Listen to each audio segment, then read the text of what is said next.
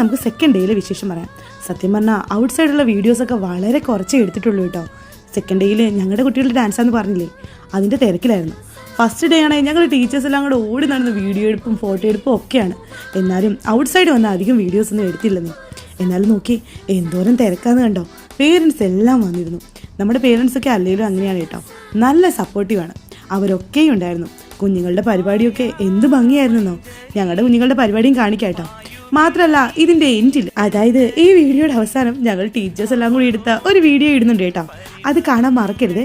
അത് ഫസ്റ്റ് ഡേയിൽ ഞങ്ങൾ എടുത്തതാണ്. ഇനി നമുക്ക് ആ വീഡിയോയിലോട്ട് പോകാം വീഡിയോയിലേക്ക്.